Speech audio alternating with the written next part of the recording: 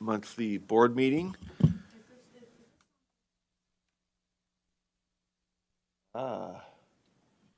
Let's see, I am mic'd. What?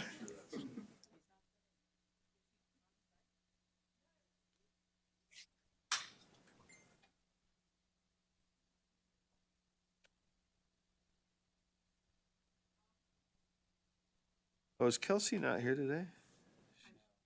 Not. Let me Okay. see. Randy, can you hear us?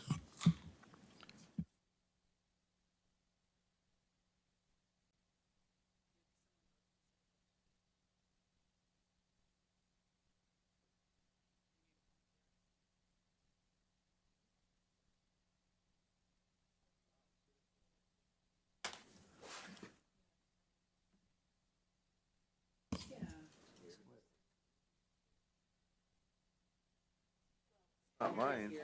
Weird.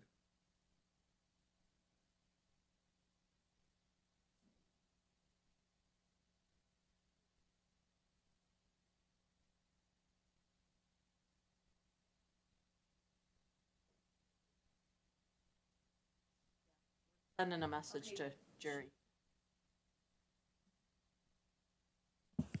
So she can't hear us. Boardroom is muted. Okay. Testing, Randy? testing. Michelle, can you hear us?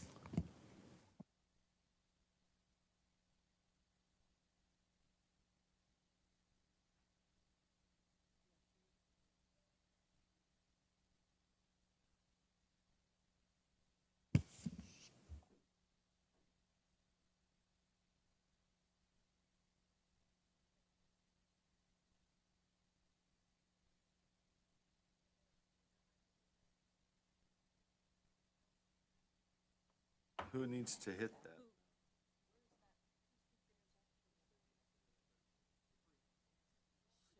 Dun, dun, dun, dun, dun.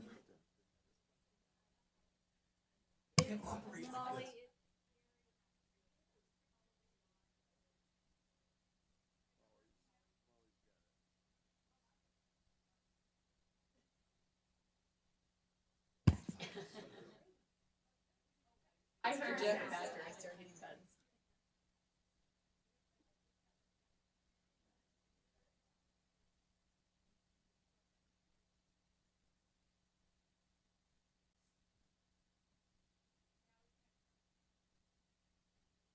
Testing, testing. Can our guest on Zoom hear us?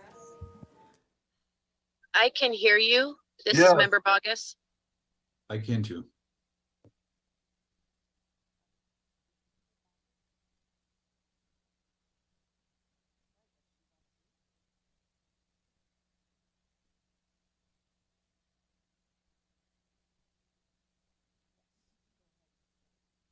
Are we live? Yes. Okay.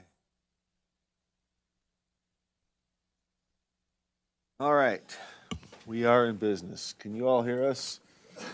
Cindy and Randy, okay, I see nods and we're good to go. All right, welcome board members and our USDB leadership. We're here for the monthly board meeting, the Utah Schools for the Deaf and Blind, and we're gonna just check and see who's with us. Let's do a roll call. Member Bogus? No, she's around. Member Booth? Yes, sir. I'm on Oh. Zoom today. Member Bogus is there. Okay, Member Booth? I know we can see you. Let's just test our connection. Can you hear us? We're just doing okay. Member Klein? Yes. Member Davis? Here. Vice Chair Earl? She's here. Member Green? Vice Chair Hart? Here. Member Hymas? Here. Member Carey? Here. Member Lear? Oh, she's on a plane, I believe. Yes, she is. Okay. There's Vice Chair Earl. Member Norton? Member Norton? Member Reel? Member Straight? Here. Member Wood? See ya. Okay. So we are missing, let's see, who are we missing? Green?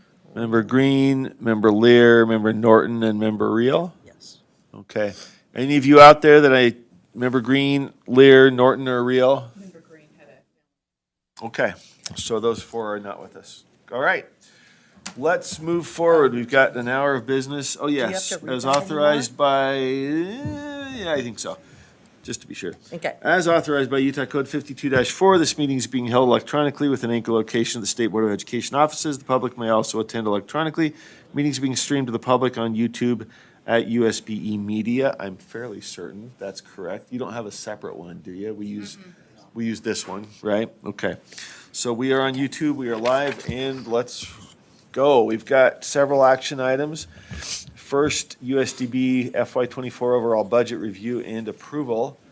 And I assume I can turn that one to Superintendent Coleman, or should I go straight to, well, let's let you guide the Okay, thank you. process. And take Thank you, Mr. Chair. Yeah, so today we have, this is the annual approval of the budget for the next year. After that, Carl Empey will present that, and we will also have you take a couple of different votes. I guess you could do it in one if you wanted to, it's up to you, but we'll present the enrichment fund projects that were reviewed and recommended by the advisory council. And then also the carry forward projects where we use our one-time leftover money from the previous year to do lots of one-time projects on our facilities and other things like that. Then Mr. Empey will present the last month's budget update for our current work. And after that, we'll get into the fun stuff with the kids. Some reports on travel and other things. Not that the finances aren't fun. No offense taken. No, Carl, as the recently departed finance chair, it's always been finance. Mark Huntsman drilled that into us, so we're with you. Thank you. You're underappreciated, but there's a lot of fun in getting it right, so. So, Mr. Empey, I'll let you just go ahead on the first several items. Okay, great. Good afternoon, Mr. Chair, Madam Vice Chairs, and board members. This budget is a 4-month undertaking. We really start this in late December, and we just finished it up 2 weeks ago. It's zero-based cost budgeting, meaning at the beginning of the budget preparation project, every one of our 39 cost centers has a zero budget, and they have to justify and build their budget. The directors meet with their staff, they get the input of what they'll need. The directors compile their budget. They then meet with the associate superintendents and have to justify it. And then they present it to us. We compile it into an aggregate budget, and we compare that with what the state and the transfers from your office is going to finance. Then the superintendent and I sit down and we will review all the revenues and the transfers and the expenses and make sure that we're a balanced budget. So it is quite the undertaking, and it's always wonderful to get to this stage where we can present it to you. That being said, our budgeted revenues for this year and transfers from the state and from your office, we're projecting to be $55,143,000. Last year, it was $52,088,114. So we're up just about over $3 million in total on the revenues. Our expenses, we project to be $55,147,000, and last year they were $52,371,000. And on this handout that Dr. Tanner has up on your screen, in the green, we have every line item of the projected revenues on that front page. And that's all the detail to support the numbers I just reported on. The second page, if you'll scroll down, Dr. Tanner, is that first section is our expenses broken down by personnel, travel in state, out of state, current expenses, data processing, and so forth. I think a couple things to highlight is payroll is always by far our biggest expense that we project and incur. And no surprise, every school district, every charter, that's going to be their lion's share. In the past, it's been about 78% of our total expenses. This year, with the significant teacher compensation that the legislature gave in the various forms, it increased to 83%. Our second biggest item is our transportation expense to transport our kids from their homes to the school and back to their homes, and that's almost $5 million. And so the balance of that is the travel in state, out of state, and the current expense. And I'd be happy to answer any questions that you may have. I could go on this for a long time, but I don't think you want to do that today. Vice Chair Hart, thank you, Director Empey. We got Member Carey first and then Vice Chair Hart. Oh, thank you, Chair. I just have one question. The second largest expense is transportation. Yes, that's correct. In other schools that you work with or LEAs around the state, is transportation typically second or third highest expense, or is that related to the students you're working with? It's the legislature mandates that we have to pick up every one of our students from at their home, bring them to school and back. I don't have, Board Member Carey, what the other LEAs and charters, what their percent is. I know it's always significant. I know they're always stressed to be able to provide the transportation for the state, that the state provides funding for them. And Chair, if I may, just one more follow-up. You In light of what we're seeing in terms of inflation and the gas price and everything going up, has that moved transportation from third or fourth to second, or is it typically second? It's always been second. Is it taking a bigger chunk of the budget because of the price increases? Actually, we have a 10-year contract with a company called Wasatch Transportation, and they have an annual inflation adjustment that they have to request of 2.5%. And so we review that, and based on where the inflation has been the last few years, we've granted that to them. So we see an escalation in twofold. First is the 2.5% inflation factor. Second is our growth in our students and having to add additional routes to be able to transport them. Thank you, and thank you, Chair. You're welcome. Vice Chair Hart? Yes, I see the 45,000 that you get from Medicaid. Yes. Do you feel like the cost benefit of dealing with Medicaid is worth the 45,000 that you get?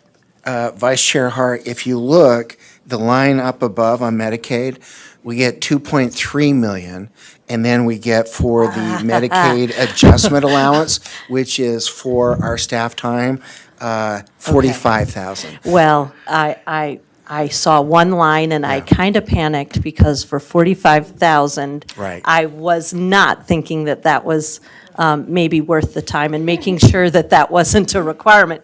I did not notice the other number. Thank you. We have, the State Department of Health tells us we are the most intensive school district to provide services, which shouldn't come as any surprise. No, thank you. You're welcome. All right, thank you. No further questions. Do we have anybody online, board members? I think we're clear. Okay, back to you, Superintendent Coleman. Oh, I'm sorry, we sure do. Let me get back. I was looking ahead on our items. I'll make that motion, Chair. Go for it. I move that that the board review and approve, which didn't we just review? I move that the board approve the USDB fiscal year '24 overall budget. Any discussion of that? Well, it probably needs a Motion. second. Second, thank you, Member Hymus. You know, I think Jenny's our online monitor. It's okay. We'll get her. We have to do a roll call anyway. Just- Oh, you're right, we do. Never mind. I just got out of electronic voting meeting. We're going roll call, yes. I would like to amend the motion, Oh, okay. Okay, subject to Sure. any subsequent changes or amendments. Superintendent, well. Just very similar to the finance Yeah, motion hold that we on. read. What I'm as looking well. for. Let me get out a keyboard. Wasn't prepared for that. Can I ask what So, I mean, I should. what's that? Ask what that means. Yeah, I was going to ask you, I think, well, I don't want to discuss it because we don't have a second, but if there's a clarification of just what the motion is. Would you like me to clarify, Chair? You go ahead, yeah. Well, we I need a think- second. I think we know where you're going, but I'll second it so you can go ahead and speak to it. It's just very similar to, to what we discussed in the Finance Committee and then approved yesterday for the entire state. It just gives the board and yourself an opportunity that should there be a need or an opportunity to come back and amend, this allows you to do your work in the meantime, but it also gives us the flexibility and you the flexibility to make changes should they be necessary or a need arises. Oh, okay. I've just never heard that motion before, because the board always has that prerogative anyway to reopen the budget and adjust it. We do, and we did that coming out of finance, working with Deputy Jones to just kind of highlight that, having the yearly approval doesn't mean everything is beyond Change. review and in response to you leaders or at board initiative, it might open up a discussion that could result in an amendment. So I'll second and support it, similar to what we've done in finance, and can put it out to vote. Any discussion to that? Motion the amendment to the motion. So we have an amendment to the motion that would include the words subject to amendment. Member Bogus, what was the? The amendment was, to restate the amendment, subject to subsequent changes and or amendments. Okay, Member Carey. It doesn't grant any new power or diminish any power, so what is just a reminder? To some extent, well, maker of the motion, I think that's up to you. I can speak to it as well, but. Sir, we've had these conversations. I trust you. Okay. To some extent, it's just a clarification that the approval of a monthly or yearly budget does not set it in stone. So you could call it a clarification or a reminder, I suppose. Okay, thank you. So that may or may not be a reason to vote for it. I get where you're going. Like, do we need to say that? So, but that's what we did in finance, and I think that's the intent of the motion here. It doesn't expand the power, but puts on the record that this is not a fixed in stone type of approval. Okay. Any further discussion to the proposed amendment? Let's see. I guess we do need to approve the amendment. Then, if that passes, do the underlying. So, Member Bogus. Yes. Member Booth. Yes. Member Klein. Yes. Member Davis. No. Member Vice Chair Earl. No. Member Green. Oh, we don't have Member Green. Vice Chair Hart. Yes. Member Hymas. Yes. Member Carey. No. Member, let's see, we don't have Member Lear. I'll just check though. Member Lear. Member Norton. You've got Oh, I just I can't. know. Hold on. You're right. I'm Hold on. sorry. I'm used to having our folks writing it down. So We obviously missed several. Member Bogus was a yes. Member Booth was a yes. Member Klein was a yes. Member Davis was a no. Vice Chair Earl was a no. Vice Chair Hart was a yes. Member Hymas was a yes. Did I get anybody's vote wrong? And then I think we were coming to you. Carrie is a no. Member Lear. Member Norton. Member Reel. Member Straight. Are you with us? No. Member Yeah, Straight? I'm right here. Okay, that's a no. And I'm here. Yeah, I'm we here got too. you. I'm on my way. Are you a yes or no? No. I'm here too. I'm on my way, but I'm gonna abstain. Okay, Member Straight's a no. Member Reel? Or, yes, I'm Member gonna Reel? abstain. Yeah, I'm gonna abstain. Okay, abstain. Member Wood? No. Member Moss is yes. What did that give us? One. That fell short of 8. Five yeas, so it's. Okay, so that fails. All right, so we're back to the underlying motion. And did we already have that stated and seconded? I think we did. Anything further to the underlying motion, which was for the USBE members to review and approve the USDB fiscal year 24 overall budget? Further discussion of that motion? If not, let's vote. Member Wood? Yes. Member Straight? Yes. Member Reel? Yes. Member Norton? Not here. Member Lear? No. And I'm just going to try in case they join us. No Member Lear. Member Carey? Yes. Member Hymas? Yes. Vice Chair Hart? Yes. Member Green? Vice Chair Earl? I'm a yes. Member Davis? Yes. Member Klein? Yes. Member Booth, Yes. and Member Bogus. Yes. All right, that one does pass by a vote of, I think, unanimous. 11 in favor? Okay, back to you. Thank you, Superintendent Coleman. Sorry, we're a little bit. Okay, the next item Convoluted then here. is the enrichment fund program budget. And so Carl, I'll let you describe that if you'd like to. We anticipate receiving the state land grant trust fund increase their distributions from prior years from 5% up to 6%. So we anticipate and forecast we're going to receive about 1.1 million recommendation to recommend, and the advisory council, they don't approve these projects, but they made the recommendation to bring them to you for your approval. So we've got $1 million in land grant trust enrichment fund projects, and then we've got the community council of about $28,000 for $1,028,000. So if, I'd be happy to answer. We've got Dr. Tanner here. We've got Susan Patton, the Associate Superintendent over the Schools for the Blind, which comprise this list and these projects. And we'd be happy to answer any questions, Mr. Chair, you may have or your board may have. Questions? Member Wood? No, I just wanted to comment.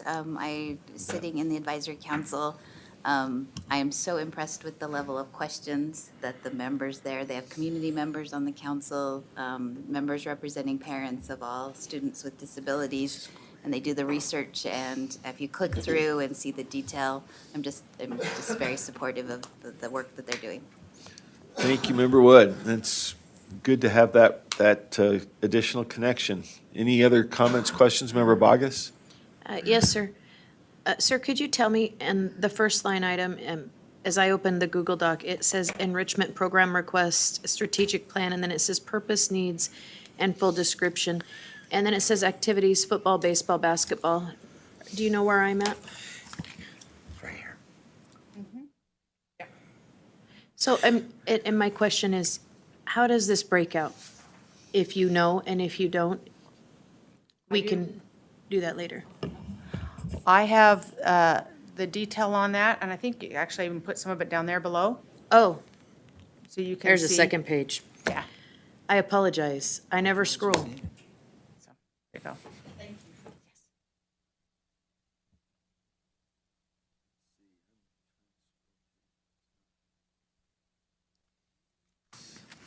Any other Mr. Chair, if there's board no other members? questions, we would ask for an approval so we can proceed with these projects for next fiscal year. I've got one. Where, and I think you're probably, let's see, that's probably just a click through. What's the use of the 28,000 for community council money that's separate from the other trust fund? I'm sorry, I should have just clicked through. Right here. All right. So this is basically the school community council, that the advisory council acts on behalf of that to fulfill the duty of the school community council.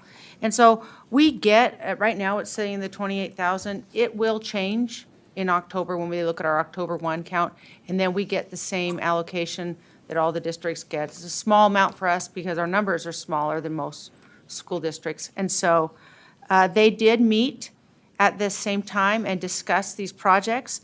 And because we are serving the entire state, deaf and blind, and it's such a small amount, we use this to purchase software tools, accessibility tools for our students, whether they're on campus or online.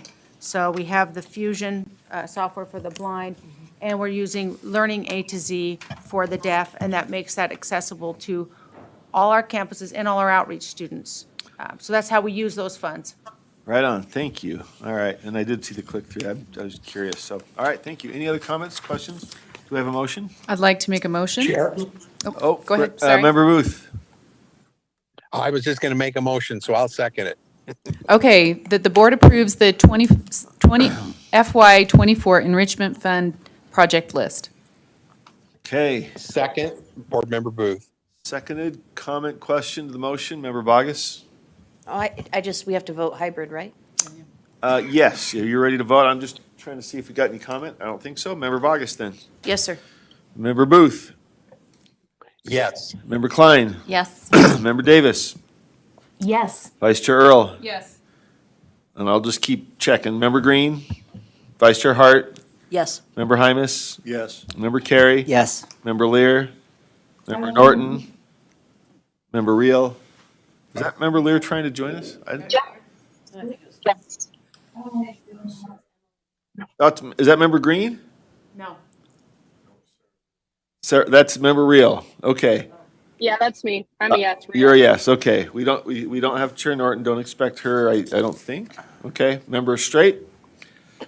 Yes. And Member Wood. Yes. Member Moss is a yes. Okay, that motion carries. Thank you. And on to.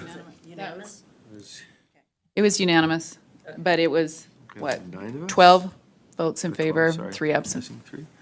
Okay, let's turn to the next item of carry forward. So the next item, our carry forward projects, if you remember, we used the money from the budget that was approved the year before, but that's left over that we don't spend. Most of that is due to salary savings, vacancy savings, when we have either a position that's budgeted at a certain amount and the person that's hired is paid at a lower rate than the full budget, or for vacancies that we can't fill during the year. Or anything else. Our directors do not exceed their budget, so there's always something left over by nature. And so all of those residual amounts become one-time funds for us. And each year, we carry those forward and we execute projects for our campuses and other things that are one-time, and some programs that we just fund on a one-time basis every year. And so that's what this list is really. And it's an extensive list. In the past, we have not had this many items on it, but we've done a lot of larger projects. You can see if you scroll down on this list, they're color-coded for each campus. Purple is actually for the overall state or the overall agency. And then it gets into, blue is Salt Lake County, green is Utah County, and the orangey kind of color is our Ogden campus. And so some of these you'll notice are round numbers. That's because they're estimates and we're currently getting bids on those. When you see numbers that are specific numbers, like with even, down to the dollars and cents, those are actual bids and contracts that we have that we are currently executing or getting ready to execute.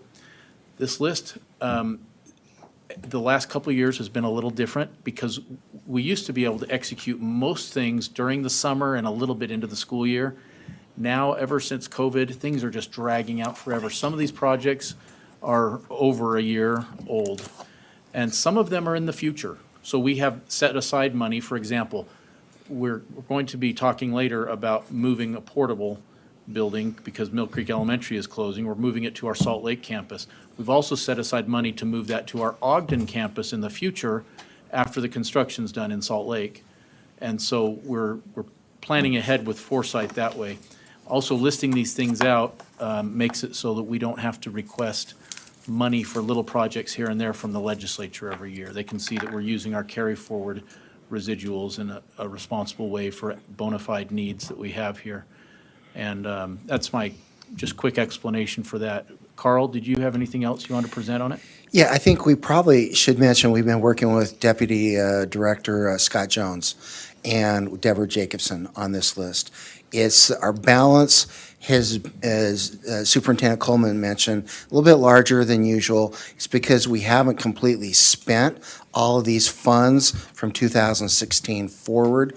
And so we're comprising this list, trying to get the bids as quick as we can, get the projects complete as we can, as quick as we can, and then we'll report back to the legislature as we close out the books for the year in September. Hey, thank you. Any questions? Member Carey? We gotta get that jar in here. What's that? Yeah. Any comments, questions from board members online? If not, I do have a question, and maybe it's my own inability to read this document, but you have a legend down at the bottom. It says color key. And on that, you have a bright green and a yellow, and those do not appear to be used. Oh, yeah, my bad on that. You can ignore those. That was from a previous iteration of this while we were getting it prepared for the board meeting, and I forgot to delete those 2 lines. Oh, and there's no, I'm not concerned about it. I just was wondering if I was missing something. No, ma'am. Okay, That shouldn't thank be on you. there. Okay, I don't think we see any board member comments, so I will move that the board approves, can I do that? The FY '24 carry forward project list. We have a second. Any discussion, Member Wood? Nope. Are you just that's in a line to vote? Okay. I figured it was my turn to All start. right, Member Wood. Yes. Member Straight. Member Straight. Yes. Member Reel. Yes. Member Norton. Member Lear. Member Carey. Yes. Member Hymus. Vice Chair Hart. Yes. Member Green.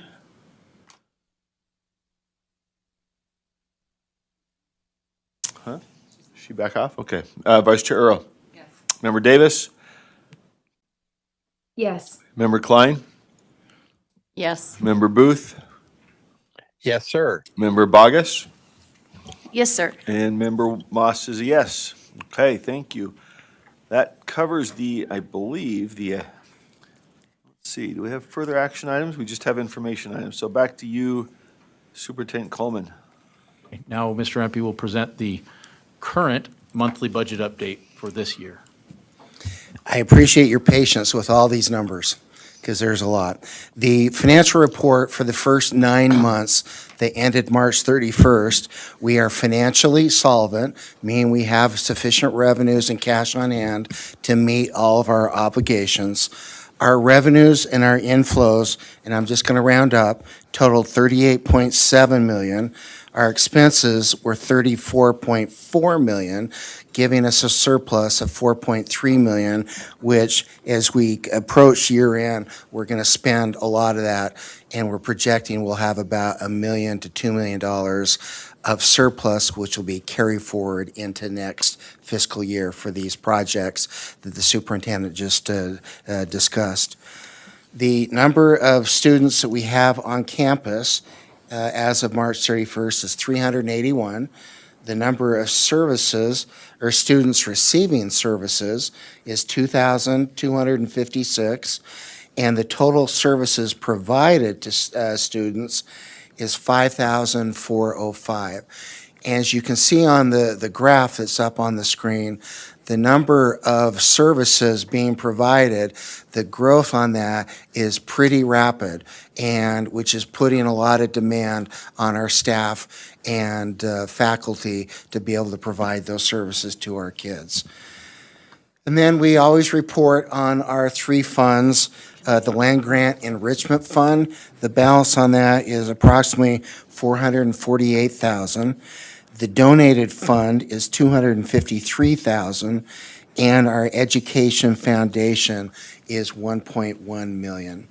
And then all the supporting documentation is on the next 2 pages of those numbers that we just summarized and discussed. Then the Enrichment Fund project. Trampy, I think we have a question. Did you Okay. wanna- Is that directed to this? At first, it was the number of students served, but then I felt bad about interrupting your flow, but. Oh, no problem. Since I did that, do you have any idea why that rapid increase? A lot of it's mental health, and I'll defer to Dr. Tanner and Susan Patton and audiology services. Okay. I think it's also in relation to the progression of the school year. So we're providing more services as they add more things to IEPs, or a student comes on, a new student may come on, maybe have 4 services or 2, or things like that. So as the year progresses, we do have students we add, and they may come on with more services, or an IEP is held with more services. And indeed, there are more support services for social emotional health. Is that a trend that you've been have you been tracking those numbers previously? And if so, was that a trend that exists prior to this year? I believe that we've had this tracking of the services provided. We did a little bit of it last year and started into this year. So you can see it going up the whole year, this year. So we have a little bit of data from last year and then this year. Oh, yeah, it's right there. Thank you. And this is Susan. I would say the same thing as far as it's just the progression of the school year. I shouldn't say just, because there's also, you know, it's hard to, we look at the demographic areas across the state and see is this area lower than what it should be based on demographic information? And we do keep track of that, whether or not, because we need to make sure that we're doing, we don't do child find, but we do look at those things as far as should we have more here and we have so many less here. But it's the progression of the school year and also the fact that it's very fluid. It's a fluid situation. Thank you. Thank you, Carl. Okay, and then the last report is just our enrichment fund spending year-to-date. Of the 1.5 million projects that were approved last year, we have spent roughly 654,000, and which gives us a remaining 888,000. We'll be spending a lot of that with summer camps and programs and travel, so that will be coming down, and we'll report the progress on that in the next 2 months. And that is the conclusion, Mr. Chair, of all the financial reports. I appreciate your patience. We do have one other item if there's no other questions. Chair Moss? Please, yes, Question. Member Carey? So I have you have multiple campuses across the state. Is there a correlation between the number of students on a particular campus and the total services provided in relation to the number of students at a particular campus? And I guess what I'm really asking is, are there some campuses that require more services per student than the average would seem to indicate? So that would be in particular for the School for the Blind. Typically, our students who are blind or low vision have additional disabilities that we're serving on campus. And because the kids who that don't have any other disabilities, who have low vision or are completely blind, they're typically served in their local school districts because they can meet the needs. We just have to provide, or another teacher of the visually impaired in the larger school districts, they have to provide the Braille instruction or the O&M instruction where it's navigating, safely to get around. Our kids on our campus program, however, typically we are looking at a lot of different services. They would have a TVI, which is the teacher of the visually impaired, their classroom teacher. Then they typically have an occupational therapist, physical therapist, an O&M instructor, speech language pathologist. We're looking at 5 or 6 if they're deafblind, then they have hearing as well. So we're possibly looking at 7 or 8 different services provided for one student on campus. So you're looking at employing all of those people for one student. Of course, they have a caseload of the campus students. It's not the same for the School for the Deaf because there's not as many kids with the additional disabilities as the School for the Blind. Yeah, and I would just say, for the School for the Deaf, in theory, there isn't one campus that has more significant disabilities than the other. It's wherever they happen to reside and where they happen to live. And so in Salt Lake, there's probably more services you're going to see in Salt Lake because it's our largest campus. And so we have more students there, which would also indicate there's probably more students with disabilities at the campus. That makes sense. Thank you. Thank you, Chair. You bet, thank you. Any other questions or, comments? Okay, if not, back to Superintendent Coleman. Thank you. As Carl mentioned, we have one other financial item that we wanted to make the board aware of, and that is there's a threshold of $100,000 where even though you've already approved budgets and they've been planned, whenever it comes time to execute the contract, we always have the board approve anything that's over $100,000 too, for your awareness.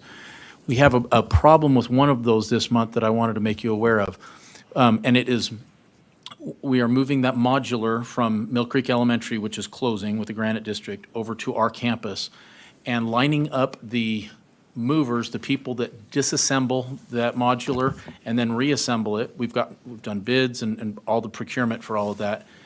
Also preparing the site. We're going to have to put it on our playground, our little grass patch there.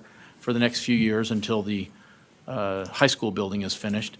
But preparing the groundwork, hooking up utilities, doing all of the site work, which is extensive, those bids just came in like yesterday.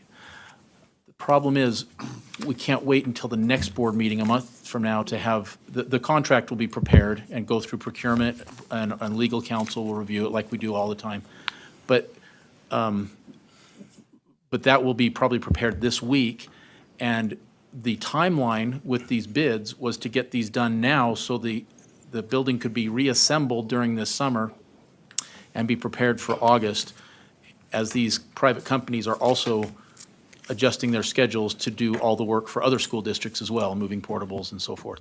So we're telling you this, that we need your approval on a contract that is not prepared yet, and we have to get it done before your next board meeting. Oh, the thing that is driving this is that the lowest responsible bidder came in at like $160,000 yesterday. So it's over the $100,000 threshold, but we've got to get moving on it before you can actually approve it.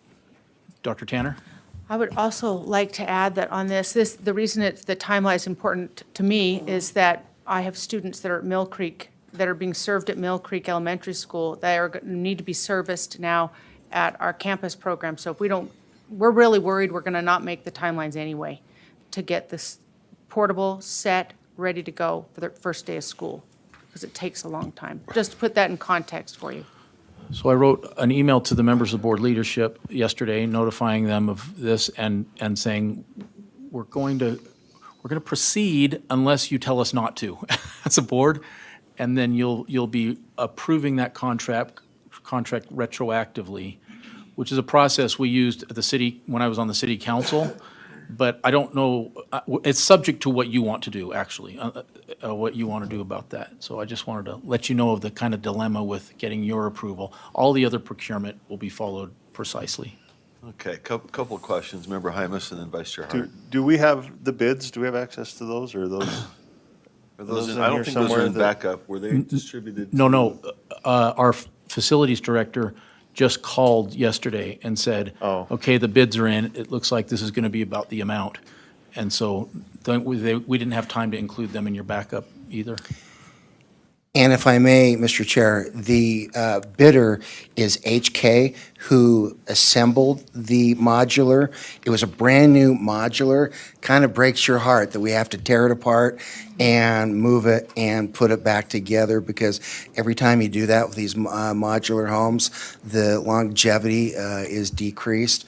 They're a state-approved vendor, and they came in at about $146,000. So then we're going to require they have to produce and procure a performance and surety bond to make sure that they complete the transaction. And then DFCM, because this is over $100,000, the Division of Facilities and Capital Management requires us to contract with their management company called Gordian. And so those are the costs that bump it up to about $160,000. So we can, if you would like, Board Member Hymas, we'd be happy to send that out to you and the board members if you'd like to see that. I would. Okay. Thank you. Yeah, it's a lot of money. And it's sticker shock, as it has been the last couple of years with anything to do with construction. You're welcome. Vice Chair Hart. Yeah, I should know. Can you tell me what the students, like, who's served in these portables? Like, what are they used for? Obviously, students at Mill Creek, but what specifically? Yeah, it's my listening and spoken language students, and she's got a class of blind students. However, when we move it over to the campus, we're going to see what we can do to shift it so that we might put older students in there, because they're more likely to handle being outside the main campus than the little kids. So we may shift who's actually in those classrooms, but currently it's listening and spoken language students that are there, and there's one blind class. So, and the blind class is actually, we collaborate with Churchill Junior High in Granite School District. Right now, we won't be next year. And then our elementary kids, we have three elementary kids that will need to they're going to go to Rosecrest Elementary for part of the day, which we have to transport there because it makes it a little bit tricky because we're now not at a mainstream elementary school.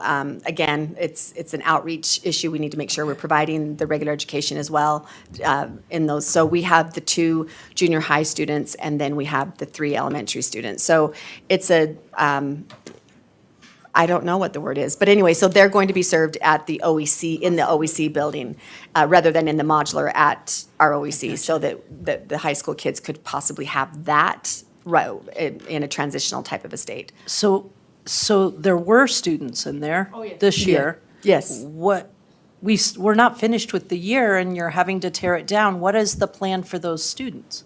We're not tearing it down until school's out. Yeah, we'll wait till school's out. However, Okay. we are, one of the things that the teachers, I mean, when we had the building or the modular, we were redoing the modular and whatnot, getting them there was really difficult because of everything that was going on. So they're wanting to prep and get things moved as soon as possible. So it is kind of a hard thing right now in May because we're trying to make it as organized as possible so that we can lower this negative impact on the kids, which I think we're doing okay on. My last question.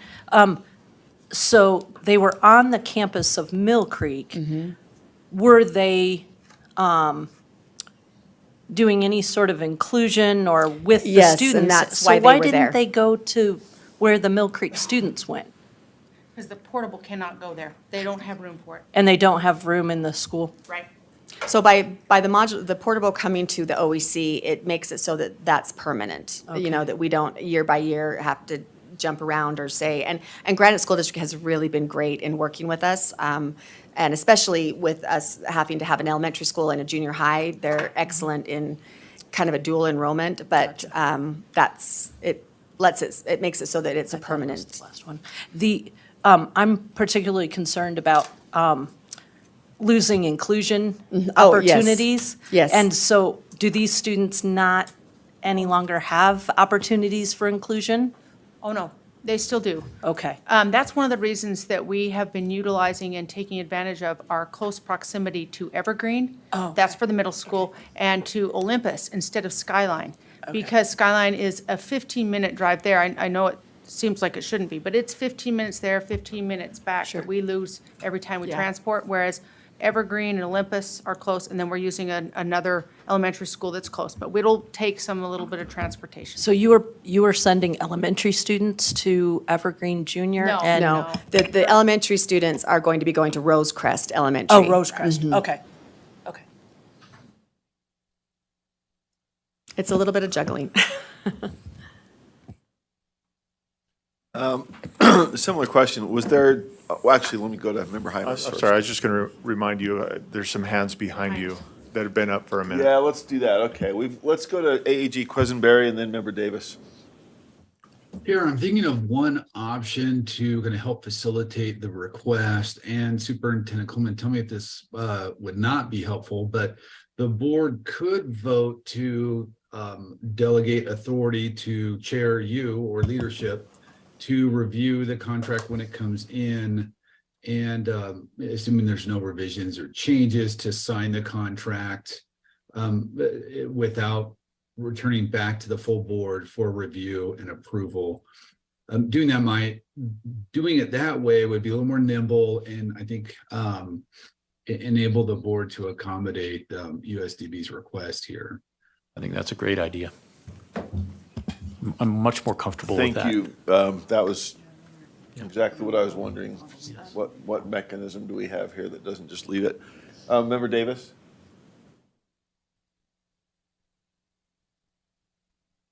Thank you. So how many students attend in the portable at Mill Creek? And will all of those then are going to be having inclusion opportunities at Rosecrest? I think you said in the middle there's where they're going to go, but I apologize. I missed it. Well, it was a little difficult to understand, I'm not going to lie. So we have 3 elementary students for the School for the Blind in a classroom there. And right now, they were mainstreamed into a Mill Creek classroom for to have age-appropriate activities with their peers. Those students will come back to the OEC, or not come back, come to the OEC, and then they will be transported, so there will be the same kind of opportunities to Rosecrest Elementary, those 3 students. The junior high students, we will be facilitating the same type of a situation with that, with either Evergreen or Churchill Junior High. And for my students, since I have about 10 students there. And yes, we would take advantage of Rosecrest for their mainstreaming opportunities. And the 10 junior high students were not in the portable. That was just the 3 elementary students. No, the 10 students of mine are little ones. They're little ones. They're they're not older than 2nd grade for the school for the deaf. But for the school for the blind, she's got 1. I have 2 junior high kids. So what was happening in that situation was they were having the intense Braille instruction for part of the day, and then they were getting their curriculum at Churchill Junior High with an aide going with them to facilitate the Braille instruction there, because they needed that mainstream curriculum. And those junior high students were getting their USDB instruction at the Mill Creek portable. Yes, they were getting there, which their educational placement was with USDB, but we were using Churchill Junior High for some of their curriculum. Okay, and now everyone's going to OEC. Everyone's going to the OEC, but we will still have the same amount of mainstreaming with mainstream schools. Did that answer your question? Yeah, so there were 13 elementary students total between both of yours? Yes. Okay, but there was no classroom available in one of those schools? Yeah, Sounds they like- didn't elect to do that, but it's what's happening is they felt that the IEP teams met and they talked about what was best for those kids. And a lot of those kids, I guess that my 10, actually need a lot more support that are coming back to the campus. And so Okay, that's so why the they determined it was element- better. Okay, so it wasn't Granite District didn't say they didn't have room, it was an IEP decision. Not For the completely. elementary Granite, also? Granite District said that they didn't have a plan for where they'd put our Mill Creek portable. And we need our own classrooms, and they couldn't give us a classroom. Does that make sense? Yes, for junior high and also for elementary. For elementary. We didn't ask for junior high, because we already work with Evergreen Junior High. Well, it's. For yours, for hers. I work with Evergreen Junior High. I've got a large number of students that mainstream in junior high and high school. And so they go back and forth throughout the day. We take them over to Evergreen all throughout the day. So that relationship has already been established. The elementary school was when I couldn't get a classroom. And no, I can't get a classroom at Evergreen either. Okay, and Susan, how are yours different? I'm almost wrapped my head around. I know, thing. it is very This is the last confusing. I one. apologize. Michelle, Dr. Tanner does not have junior high kids at Mill Creek. I'm the only one that has junior high kids at Mill Creek, and there are 2 or 3, depending on this month or last month. So, so they are students that that educational placement is with USDB because the Braille instruction is so intense. So we send them to Churchill Junior High for regular education mainstream classes with an assistant there that does Braille instruction with them on site at Churchill. So they need the intensity, their primary educational need is vision and vision instruction, but we also need to be able to facilitate that the other curriculum. So they're spending half a day, like for instance, I can't tell you how long, but they're spending part of the day at USDB at Mill Creek, and then we're taking them to Churchill Junior High. So they will then move to the OEC, and they will also go to another junior high. That all was. Which could very be. helpful. And Chair Moss gave me way more latitude for that than I deserve. I'm grateful. I finally got all the pieces in my brain. Thank you. No, thank you, Member Davis. Those are questions we all wanted to ask and figure out. So thank you for the questions and the response. And I do have, well, let's see, go to Member Bogus. I'll come back to a final question. Thank you, sir. I'm just wondering, how big is this portable?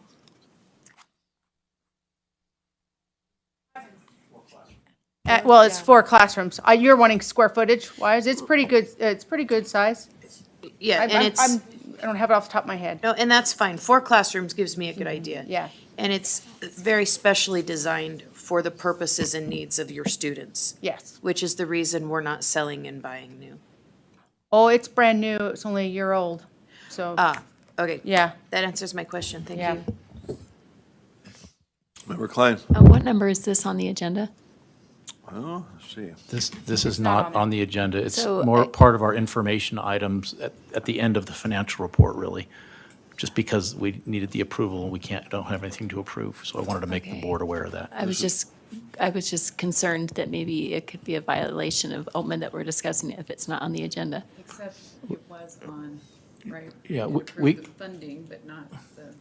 Yeah, we can discuss it, but it's So- not really an approval So we item can't because we take don't have a action. contract for you to approve. Right. So my other question was regarding what AAG Quisenberry recommended, that if you sent the contract to board leadership and there were no substantial changes to it, that they could potentially approve it.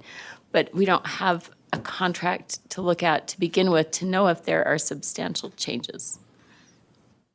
So how would we know, it seems like we have something missing there. We don't have a contract or a bid in backup, We have- correct? Or Right. is that something So that how do could we be? know Just if came in last substantial night. changes have been made Could to it or that- not? Do we have everything? And we did have some items sent to leadership. I'm wondering if those might be, have those been distributed or could they be distributed? Sure. I guess if there's a question for action. I think, we wanna make sure we're Mr. following Chair, the rules here. it, Notice, like 24-hour notice? Good question. Let's take it back to AG Quisenberry. It does fall within the budget, but the approval of the specific contract, because it happens to be over 160, that's the reason that 100? comes up for, or excuse me, it's 160, which is over 100, comes up for approval. Back to AG Quisenberry, yeah, we want to see if we can facilitate this, but follow the rules. That's always So, good. Chair, regarding the fact that there's no contract here for the board to review or consider, that would be the whole point of delegating authority to you, is to say, we, the board, give you, Chair, complete authority to review the contract when it comes in. And if you, maybe in conjunction with leadership, feel that it is appropriate and that there's no questions or concerns, then you just have complete discretion to review, approve, and sign. And that would be the whole point of delegating that authority to you. So what about Member Klein's other question about whether it's properly noticed within the agenda items that were set up for today? Would that give us the ability to take the action you described, deferring to board leadership for approval later? How would that work Yeah, within that our is- public meeting requirements? So I That's do- a good question. If you don't mind, maybe you can give me a few minutes to look. I've got a printout of the agenda, but let me look at it on Civic, see if there's any kind of way to fit that in. It's a fair question. So just give me, if you don't mind, a couple of minutes. Sure, yeah. Vice Chair Earl has a comment. or Yeah, question. so on our, I mean, it is in our carry forward projects. It has it listed there. Unless I'm wrong. Am I wrong? No, that's correct. Is that but- something else? That's not this right amount though, right? But in addition to having these budgets approved, the board by policy has to approve any contract Right, itself over right. $100,000. And so that's the glitch here. I'm But just saying, because it is we part could- of that. I don't know. if you want to, we can circle back to this at the end of our. Why Sure, don't we do let's do that? that. Yeah, Yeah, thank you, AJ Quisenberry. Let's go back to other information items. Okay. So. Well, actually, I'll ask one question while he's waiting. What was DFCM's involvement here? What's their take on this? What's the consultation and their opinion of? Also, when there's a project over $100,000, DFCM does the project management. And in this case, they actually outsource that to a vendor called Gordian. So that's another complexity for all. This is kind of status quo for all of our projects, not the last minute bids that come in, but all these complexities. This is pretty much standard operating procedure with DFCM. So what was their or their designees' take on the project? Were they part of the consultation of kind of whether to do this and how much to pay, that type of thing? That's usually what DFCM comes in, right? They evaluate the need, feasibility, effectiveness of the program or whatever project you need. So what was their what was their take? I know they've, we've been discussing that because we've had these other facilities. Right. Our questions, facilities so- manager, Dwight Overgard, has been in consultation with them. We've been using, and the bids was a state vendor that we've gotten the bid from, HK. It's HK something. I'm sorry, I don't have the name offhand, their official name. And so we've gotten the bid from them. And as Superintendent Coleman just mentioned, because it's over $100,000, DFCM requires state agencies to contract with their company called Gordian, which is construction manager to manage, because apparently they don't have enough staff on hand to be able to do all the state construction projects. So they realized that we were at the mercy of Granite School District. Granite is kicking us off their property, and so they're helping facilitate this move so we can get it done and up and going before August when school resumes. Thank you. Okay, so Gordian approves, has been involved, is working with Granite on the, No, they're working with us. They'll work with gotcha. us, and Yeah. then with DFCM, and then they'll be involved with the Granite School District as well. that's what I meant. I understand they're retained by you, but and Gordian is on the other side of it, so you've got two sort of designees, right? But they are in contact with Granite. They're facilitating the process. They understand that's where you want to go, and they approve. Have they looked at this bid? Are they involved in the bid analysis? No, As they to that weren't. HK? They delegated the bidding to us through, and we have a purchasing manager, Chad Hines, to make sure that we're in compliance with state procurement. And then we work closely with Attorney General Quisenberry. Once we get that draft of the contract, we'll get that to Brian for his review and comments. Okay, thank you. And looks like Brian is digging as we speak, so let's let's move to another item. We'll come back to AAG Quisenberry. Now we have the information on students themselves. So we'll start with Superintendent Patton talking about the Early Childhood Division of the School for the Blind. Okay, I will go through this fairly quickly, but it is one thing that is informational as far as one of the divisions under the School for the Blind, and the director will tell you that it's got to be your favorite because they're the littles. In the past, USDB has had the early childhood, the preschool division, and the PIP, the Parent-Infant Program for blind visually impaired students. They have been under two different divisions. This last year, we put them in the same division and called it our Early Childhood Division. And there's a couple of reasons why, but we'll play Karen's, this is a director of the Early Childhood Division, Karen Borg. Karen Borg from Utah Schools for the Deaf and the Blind. The Early Childhood Division of the School for the Blind is a brand new division. It's a combination of what was the Birth to 3 program, the Parent-Infant Program, and the preschool program, which is 3 to 5. We were so excited to have the chance to bring those two factions together because both in university preparation here in Utah and the Utah State licensure is a Birth to 5 license. As we bring those expertises together and talk about any individual child, it's been grand.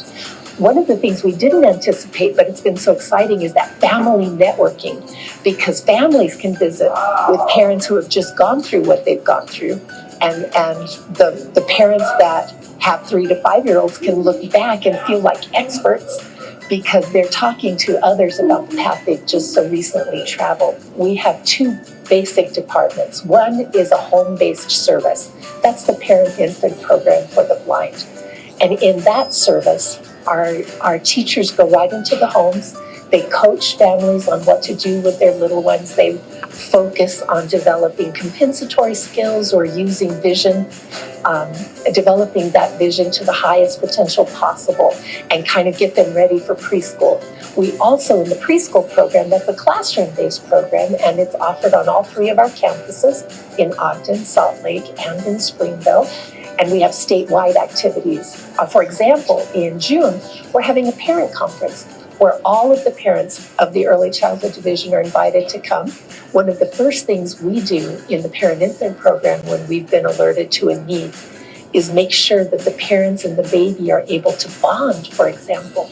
Because as parents, we look for that social smile. We look for that little one to give us eye contact, to notice us, to explore our face with their eyes. When there is a low vision condition and that isn't happening, parents are often a little bit stunned and feel unsure about how to proceed, helping all those relationships be good and strong and harmonious, because that's when learning occurs. When children feel comfortable and safe and cozy, then they want to learn, they want to communicate, they begin to build those strengths to provide a platform for more learning. So Karen really talked a lot about just what is in this presentation. I'm going to talk just a few minutes about our preschool program first, and then our parent-infant program. It has been really, really great to embed both of those divisions together, because like what Karen said, it really helps our parents, but it also just makes a smooth transition.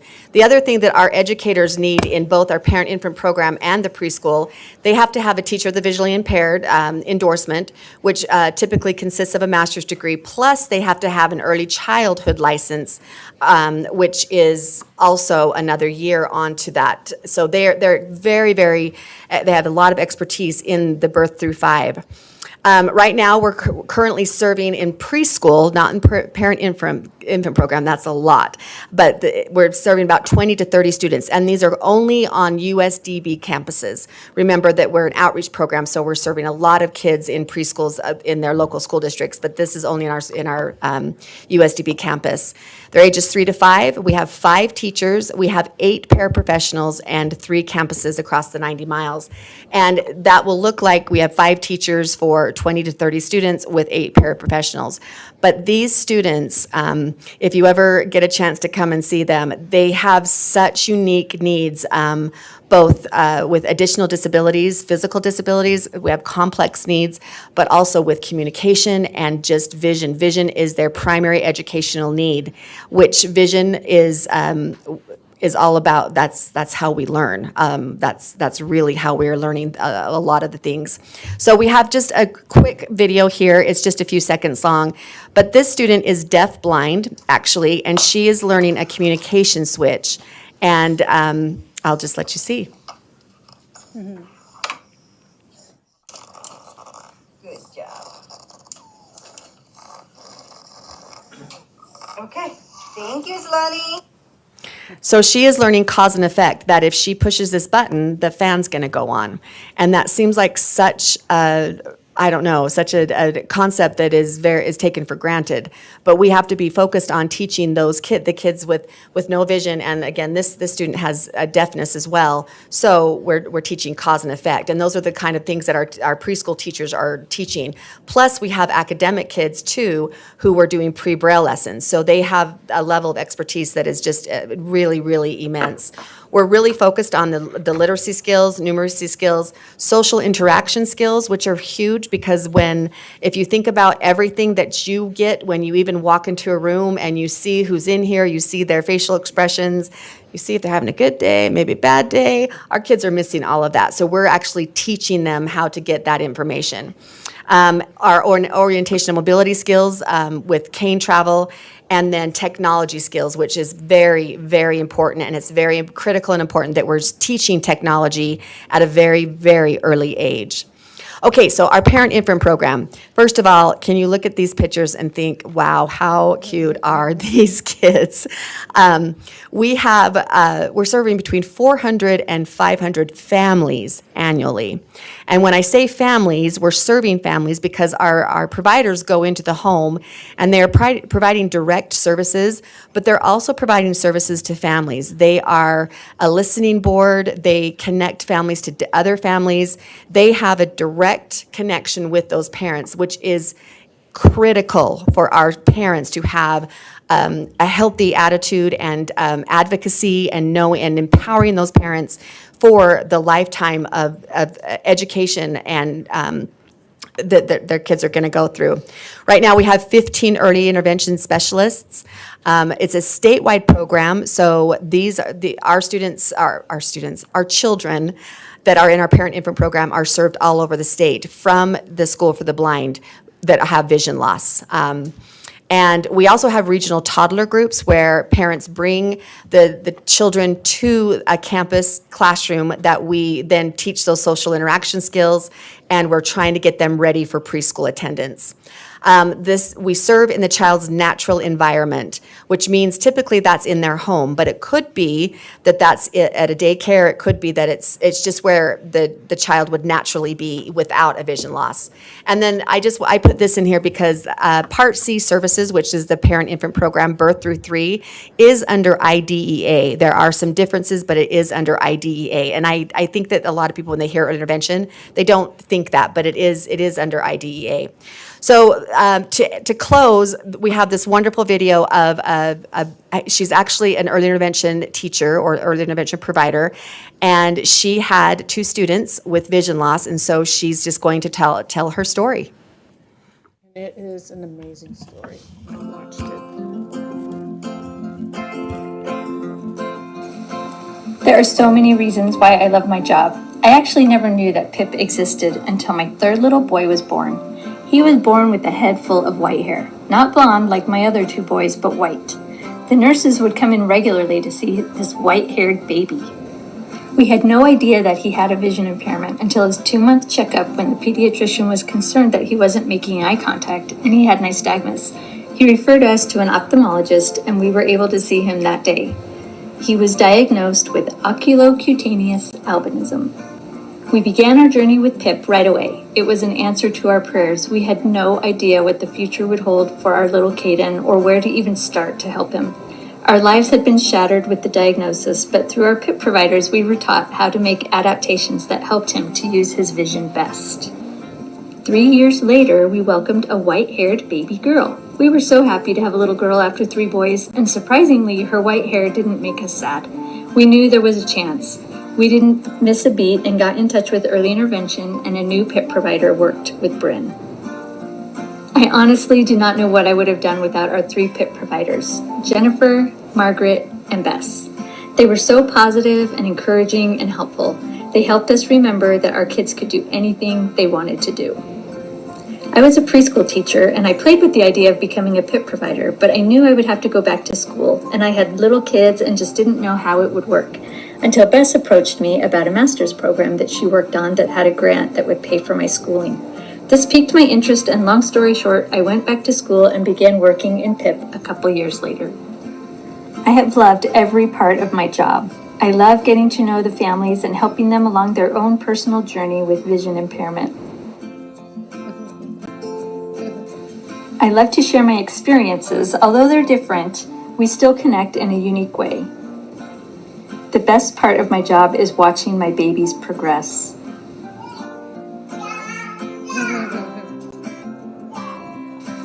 They brighten my days.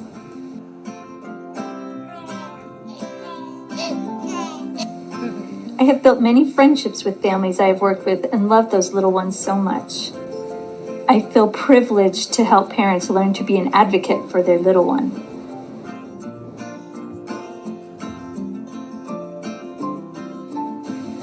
To let them know that their voice is important and needs to be heard. My job is so rewarding and has brought me so much joy over the years.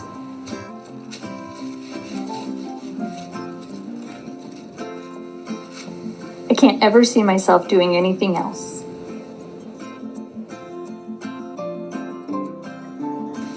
I love when families send me pictures and videos of things that their child is learning to do. They are so determined and so strong. PIP helped our family to build our foundation for our kids' futures, and I love that I am now able to help others do the same.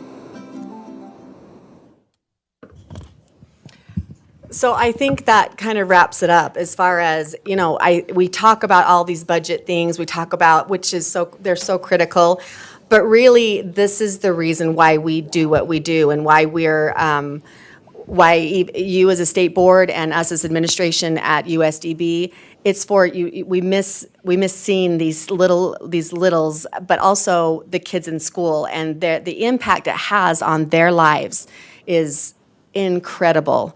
If you think about your children or nieces and nephews or children that you've been involved with, of course, because we're all in education, we know children, right? And how they learned. They used their vision. Their vision was their sense of learning. Vision and hearing are your distant senses, and that's how children develop. And if you could not hold your baby here and they could not see your eyes, they could not see your smile, think how that would change the bond you had with your child. It's incredible, and the thing that these parents need are supports so that they can help their children, and that's what we're providing. And then we're also providing the strategies for the children as well. Any questions? That's our early childhood division, PIP, or Parent Infant Program, and our preschool. I'm very proud of it. Board member questions, comments? Member Carey. Thank you. Just the only comment is, thank you for the incredible work you do. I mean, that video just really touched home, and thank you for that. You're so welcome, and I have to say thank you to our teachers. They're our superstars and their children. So thank you for that. Very inspirational as always. We have, I think, from AAG Quisenberry, some input on the question of the contract approval. Is that? Yes, okay, sir. Turn it back to you. Okay. Yes. All right, good. So here's what I've been able to find. First, on the agenda, item 5.3 it's an action item. And it's titled FY24 Carry Forward Projects. And there's a backup document that goes along with that. And it's a table. It has some colored rows. And about halfway down is this item in question. There it is. And if you, go down a little bit further. There it is. That's right there. So SLC, yeah, so the light blue, you can maybe highlight it with your cursor. Yeah, the 120,000, that's it right there. So it says, starting on the left, SLCO, so Salt Lake County, I'm guessing Mill Creek Portable moved to SLCO campus plus connections. There's a date, June 1st, 2023, for $120,000. So there's the notice that is given to the public. I looked at Open and Public Meeting Act, and it requires simply that the notice provides reasonable specificity to notify the public as to the topic or the topics to be considered. So I think that chart satisfies that reasonable notice. Chair Moss, in our legal world, it's akin to notice pleading. You just got to give notice of, it doesn't have to be right on the specific dollar and cents, but just that this item is going to be up for discussion and action. And so it's my opinion that this does satisfy Open and Public Meeting Act, the notice requirement. And then, as I've indicated before, as far as the concern that the board does not have the contract in front of it right now, the way that you would alleviate that concern, the best I think that you could do is for the board to vote, have a motion to delegate authority to you or you and leadership to review, and if you feel it meets the requirements and if there's no issues or concerns, then you would have authority to sign the contract on behalf of USBE. Okay, thank you. Thanks for the quick response. Member Carey. I'd like to make a motion. Okay. I'd like to make a motion to delegate for this particular item only to give board leadership authority to accept and review a contract related to the Salt Lake County Mill Creek Portable Move to Salt Lake County campus and connections, and authority to execute that contract not to exceed $120,000. Excuse me, $160,000. And that that contract be provided to the entire board.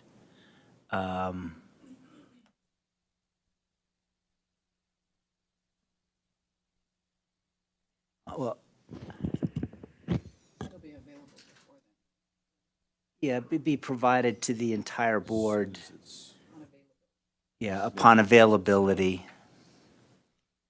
And I'm open to friendly amendments if the wording isn't quite right on that. Second.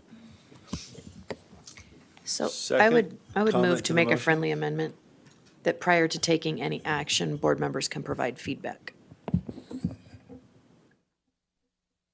I'm okay with feedback. I just don't want it to be, I don't want it to delay board leadership's ability to execute the agreement. Just, I know it's not, you're still discussing about a friendly amendment or not. You're welcome to take that. I would speak against that with that portion on it. So to be a friendly, it has to be without objection. Sounds like there is an objection. So, Yeah. so the question would be whether we want to, somebody wants I to think tee it it up as a might notice, violate as a OPMA. motion. I Sorry? think that would probably violate OPMA if we were giving feedback on something behind scenes instead of in an open public meeting. So, sorry. Go ahead. With Councilmember respect, then we would be violating OPMA all the time, if that's the case, that we're violating OPMA when we're giving feedback. Regarding that point, I'd say if it's less than 8 members that are giving the advice or the asking questions or giving opinions, then you're not going to run into OPMA on that. So if it's 1 or 2 that jointly call a leadership and express a concern or have a question, I think that you're less than the quorum requirement, so OPMA would not be triggered at that point. I think we treat it as, if the amendment won't be withdrawn, I think we treat it as a hostile amendment, and then we can vote on, I guess, what. If you'd like to frame up the motion, the amendment, then So we I guess put it with up for respect, vote. without the amendment, my vote is no, because I'm not going to delegate my responsibility as a board member to board leadership, specifically without seeing a contract. My level of trust is not there. Okay, and you can either vote against the underlying motion or choose to make the motion to amend. Is there a motion to amend or no? Member Klein? If we, And when the contract is shared with us, we're not prohibited from calling you up and saying, this is an issue, right? And voicing our Sure, of opinion course. to you as leadership. Right. We don't need to put that in the motion to be able to give Right. express our Correct. concern. Okay, Member Davis, comment, or no, maybe not. Yeah, Let's see, Han. I'll speak to the motion. I mean, I'm fine with leadership reviewing the contract. But I hope we'll also continuously, when you're reviewing for the contract, you're also reviewing for feasibility, and DFCM is involved in the conversation and looking at facilities and the overall picture. And does the portable need to be moved? Does that impact at all the recommendations with the building? Would it hurt the recommendations? Does it need to be sold? Do we need it? Is that the place we need it? I just hope that they're involved and we're looking at that, so we don't end up in a situation maybe similar to the past. So I would support the motion. I hope all of those things are being reviewed and considered before anything's signed. Member Carey? Yeah, just to make sure that I understand the motion that I made, it's my understanding that all of us will get a copy of the contract in advance before it's executed. We'll all have the opportunity, and I just want to say this in light of what Board Member Davis just said, that we'll all have the opportunity to review it, provide our feedback, and I do appreciate what Board Member Baga said. We do have a tremendous responsibility. I understand the time constraint, and that's, I think we've put in the necessary limitations and protections. But yes, I agree that as long as we all have the opportunity to review it, express ourselves, I'd like to proceed with the motion and would call it. Okay. No further, and I'll just say, we obviously want as much input as we can get. And so, I think we're doing this because it appears to be the only way to meet the needs that are presented and still comply with the rules. Appreciate AG Quisenberry weighing in on this, and we will certainly want to follow that scrupulously, put it out, hear any input, and go ahead if it all appears proper. So, all right, with that, we will put it to a vote then. Member Wood? Yes. Member Straight? Yes. Member Reel. Yes. Member Norton. Member Lear. Member Carey. Yes. Member Hymus. Yes. Vice Chair Hart. Yes. Member Green. Vice Chair Earl. Yes. Member Davis. Yes. Member Klein. No. Member Booth. Yes. Member Bogus. No. Okay, that motion passes, and we certainly understand the concern to make sure we take input and exercise our responsibilities that are delegated to us. So we will Was 10 in favor. do that. That's passes with 10 in favor. Okay. Chair, Yes. one point, board members, if or when you submit your, or email your feedback or questions, I would direct your email just to leadership and not to the entire board. Right. Let's not get a quorum discussing it online. Okay, does that conclude the presentation, or back to Superintendent Coleman? Yeah, so thank you. Okay, so Mr. Chair, we have 2 3-minute videos. If you still are willing to do that today, if not, of course, we'll do it whenever you want to. But they're on each of the 2 spring break trips that the students from the deaf school took, one to India and one to Philadelphia. And then my superintendent's report is just one item. So members, let's see, our only time constraint here is we've got a 2 o'clock.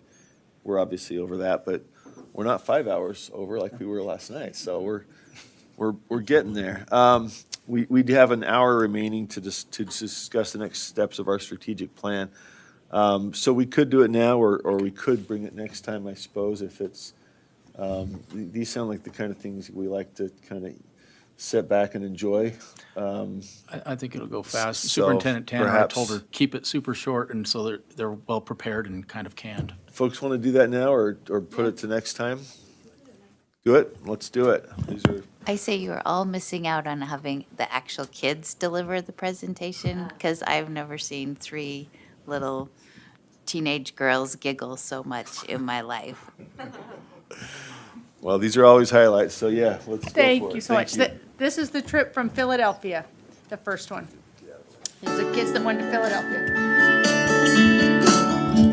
Students are interviewed on the Salt Lake City campus of USDB, communicating in sign language, and we see a few pictures from their tour in Philadelphia, Pennsylvania.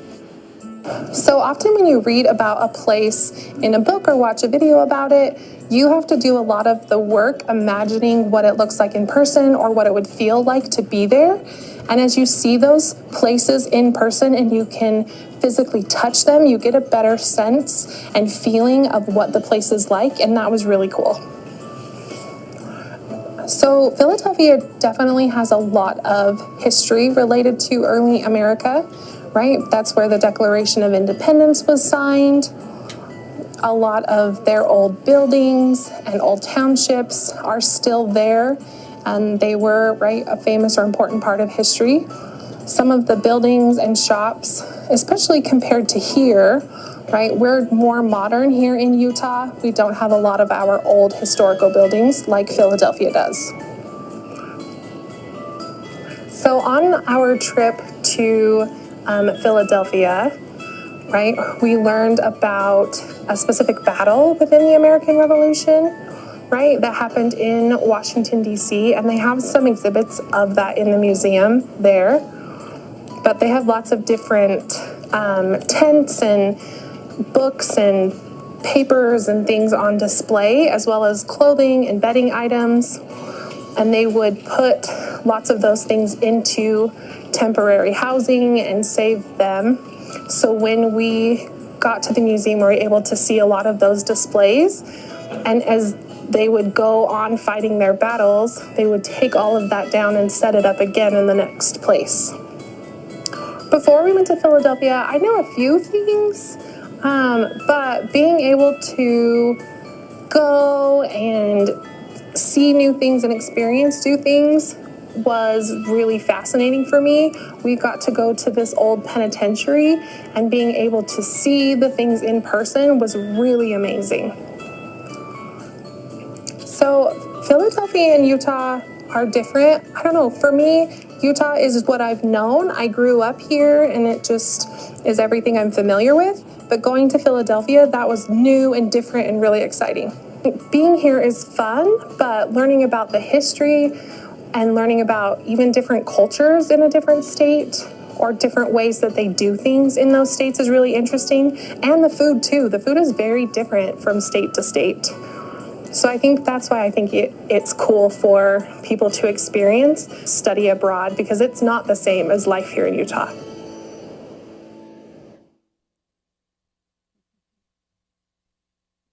And I've got one from India. As she said, the kids are hilarious, but you'll get a little bit of it. They aren't as funny on TV.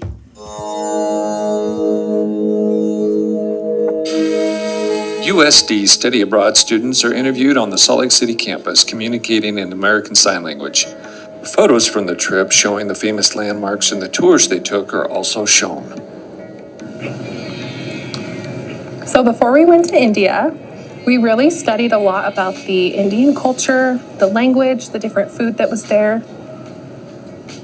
We also studied about the rules of their society. We really wanted to respect their culture and the practices that they had set in place, especially for their religious locations. So we studied that to make sure we were behaving appropriately. Being able to see the Taj Mahal in person, right, it was very white, and it was impressive to know that they had built that with their hands and they had carved things in the Taj Mahal. So there were lots of different designs. Sometimes they were flowers or animals like an elephant, right? There were lots of different designs carved into the Taj Mahal. So while we were in India, we got to see an elephant and touch an elephant. We got to feed the elephant their favorite kind of fruit. I don't remember what it was exactly, but the elephant really took it from our hand really quickly, which was fun. So being in India, there were lots of experiences that I had that I was not expecting, right? The traffic, it seemed to be very aggressive. There weren't lines on the road to separate directions of traffic. They didn't have any of that, and people were just driving all over the road, and they didn't get into accidents, which was really lucky and crazy to think about. So on our trip, we did get to interact with other deaf individuals. They don't use ASL, and so we really tried to communicate with gestures or other types of nonverbal communication, and they did the same. So we learned a few basic words and signs, but most of our interactions were visual and gesture-based. And there are some words that are similar between Indian Sign Language and ASL, but it never was really difficult to communicate with those individuals, right? We made sure that we could all understand each other. It was really cool to learn the different signs in their language, right? And to really see how iconic it was and how it really matched the visualness of what it looked like, right? I know that sometimes in ASL we use letters in some of our signs, but for the Indian Sign Language, it was a lot more visual. She's saying good morning. Good morning. So going abroad to India, it was really shocking to see the different types of clothing and the languages that they were speaking. And it really changed my life to be able to see those things and learn about their culture. So if another student wanted to do a study abroad, I would definitely encourage them to do that. There's lots of things that they can learn, and being exposed to different parts of culture and rules and things, right, is really beneficial. Sometimes it can be tricky learning the rules of that culture, but it's worth it to experience those things, and it's important for people to go and study abroad. I want to add to this is that they talked about it. One of the things, like we saw that we got to see the School for the Deaf, and it's important. It was important to everybody to see what we have and what blessings we have. For example, there were no girls there.